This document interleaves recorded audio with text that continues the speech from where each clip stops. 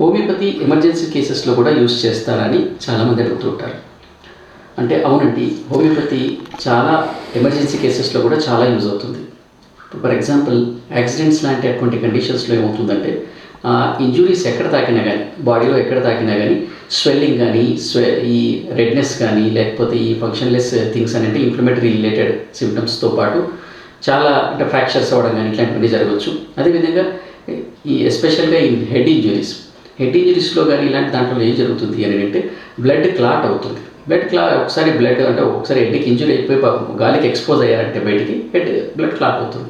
ఈ క్లాట్ అవ్వడం వల్ల ఇంట్రాక్రేనియల్ ప్రెజర్ ఇంక్రీజ్ అయిపోయి దానివల్ల అప్పటికప్పుడే వామిటింగ్ చేసుకోవడం, అంటే ప్రెజర్ ఇంక్రీజ్ అవ్వడం వల్లనే మిగతా సిమ్టమ్స్ అన్నీ డెవలప్ అవుతాయి. అంటే దట్ లీడ్స్ టు కొన్నిసార్లు వేరే పారాలసిస్ లాంటి కండిషన్స్కి కానీ కొన్నిసార్లు టోటల్గా డెత్కి కానీ అదే కారణం అవుతుంది అన్నమాట. కాబట్టి ఇలాంటి కండిషన్స్లలో డైరెక్ట్గా మనం చెప్పే విషయం ఏంటంటే ఆర్నికా మోంటానా అని హోమియోపతిలో ఒక మెడిసిన్ ఉంది. అది 30 potency 200 potency ఏ పొటెన్సీలో కానీ జనరల్గా ప్రతి వెహికల్లో అది పెట్టుకోవాల్సినటువంటి మెడిసిన్.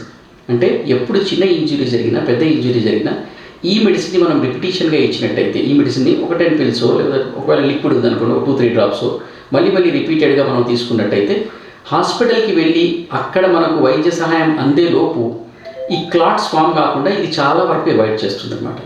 చాలామంది మేము మా దగ్గరికి వచ్చే వరకు ఎంత అవుతుందంటే అదే హాస్పిటల్కి వెళ్తారు, ఎవరైనా చేస్తారు, బట్ లేదండి ఏదో క్లాట్ ఫామ్ అయిందన్నారు, సర్జరీ అని అన్నారు, అలాంటి కండిషన్స్లో కూడా మేము ఇస్తాం మామూలుగా. బట్ అప్పటికే చాలా సమయం అయిపోయి ఉంటుంది. అలా కాకుండా కొంచెం ముందు నుంచే యూజ్ చేసినట్టయితే ఈ క్లాట్స్ని వీలైనంత వరకు మనం రాకుండా చూసే అవకాశం చాలా వరకు ఉంటుంది. కాబట్టి ఇది గుర్తుపెట్టుకోండి, ఈ ఆర్నికా మోంటానా అనేటువంటి మెడిసిన్ హోమియోపతి డాక్టర్స్ చాలా ఎక్కువగా యూజ్ చేయడం జరుగుతుంది ఈ క్లాట్స్ ఫామ్ అయినప్పుడు.